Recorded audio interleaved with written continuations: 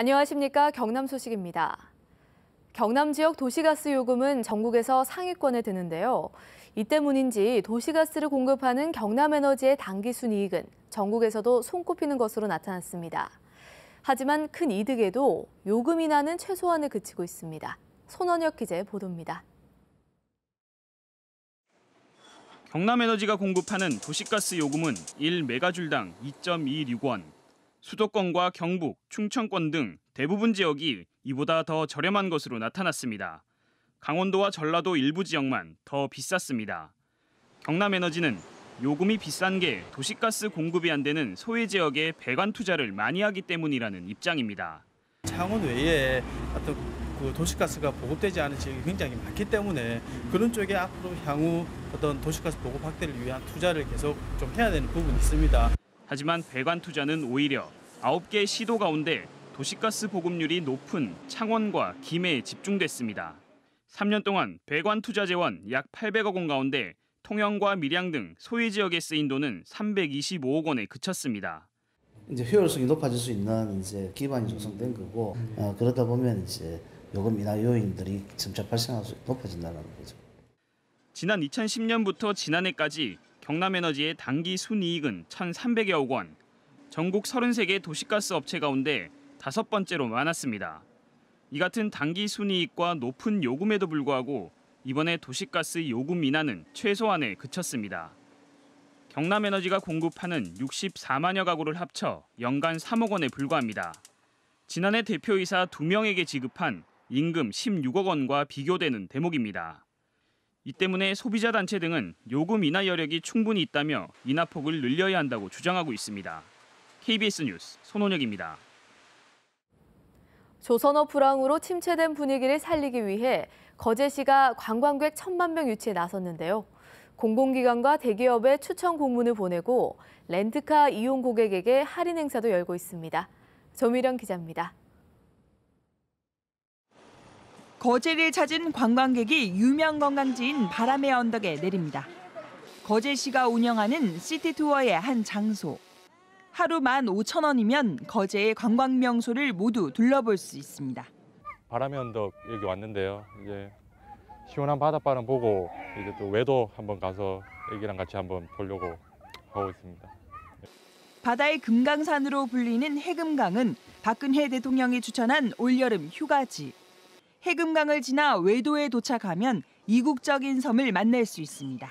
73개의 섬이 있는데 그중에 외도라는 섬이 가장 아름답습니다. 꼭 외국에 온 듯한 그런 분위기로. 한 해 거제를 찾는 관광객은 모두 700만 명. 거제시는 올해 1,000만을 목표로 관광객 유치에 주력하고 있습니다. 3인 가족이 2박 3일 머무를 경우 숙박비와 식비, 레저 활동비까지 모두 90만 원을 쓴다고 가정할 때 1인 30만 원, 1,000만 명이면 3조 원의 경제 효과를 기대할 수 있습니다. 이를 위해 거제시는 공공기관과 대기업에 공문을 보내고 관광객의 렌트카 비용을 20% 할인하는 등 조선업 불황의 파고를 이겨내기 위해 총력을 쏟고 있습니다. KBS 뉴스 조미령입니다.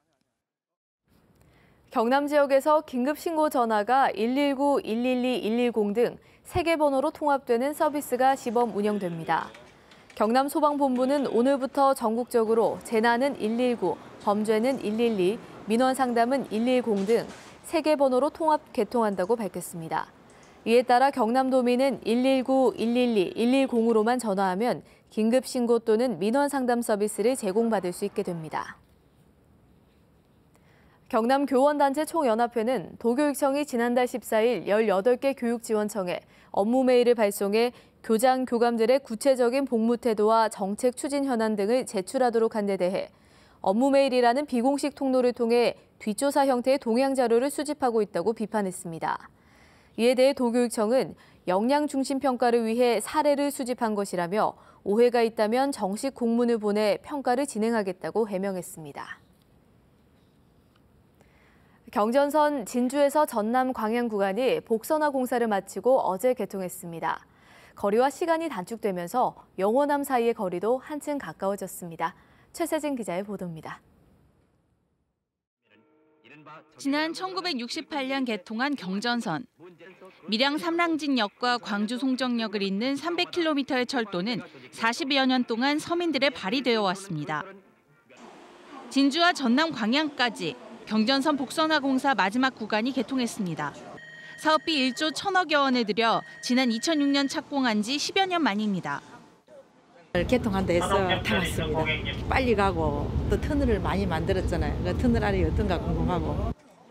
곡선 구간의 개선에 거리는 66.8km에서 51.5km로 줄어들고 운행 시간도 1시간 13분에서 42분으로 단축됩니다. 영호남을 잇는 거리도 한층 더 가까워졌습니다. 이쪽 전라도에 올 수 있는 기회가 자주 없었으니까 이 기회에 한번 와서 맛있는 음식도 먹고 경치도 보고 추억도 많이 쌓으려고 하고 있습니다. 경상도와 전라도를 잇는 지역 명물인 섬진강교 등 교량 28개와 터널 25개가 신설됐습니다. 하루 36차례 운행되던 운행 편수가 157차례로 4배 이상 증가하면서 여객과 물류 수송 편의도 확대될 것으로 기대됩니다.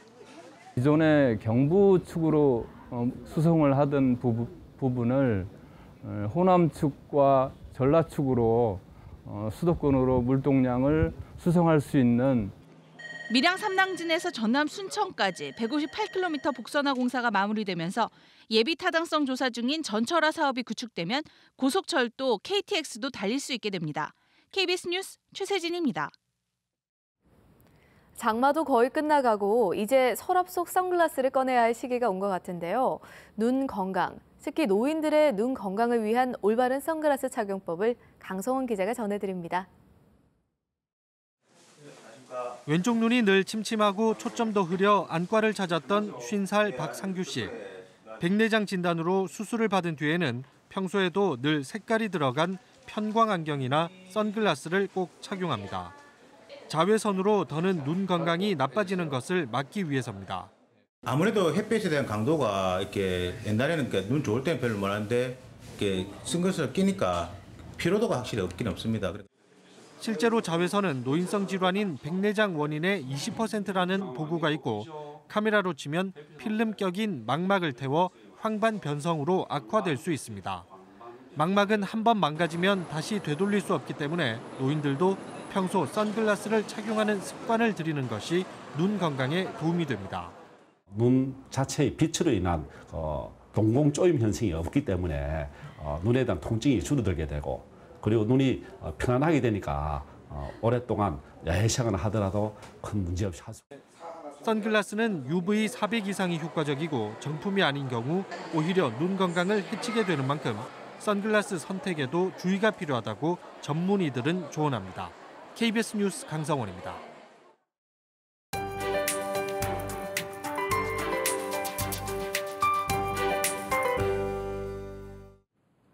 그야말로 찜통 더위가 기승을 부렸습니다. 김해의 경우 어제 낮 최고 기온이 35.7도를 가리키면서 전국 최고 기온을 기록했는데요. 어제만큼은 아니지만 오늘도 무더위는 이어지겠습니다.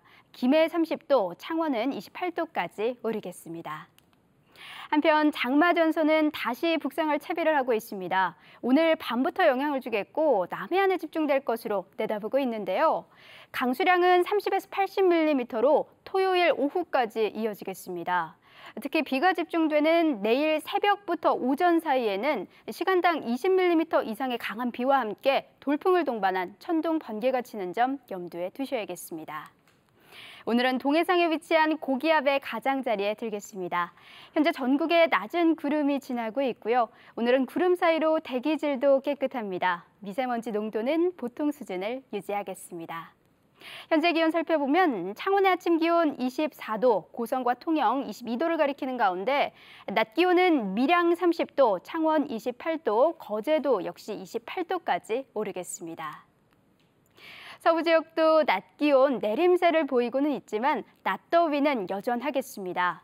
진주가 22도로 출발해 한낮에는 남해 28도, 산청 29도, 합천은 30도로 종일 후텁지근하겠습니다. 바다의 물결은 0.5에서 최고 4m로 동해상에서 매우 높게 일겠습니다. 기상정보였습니다.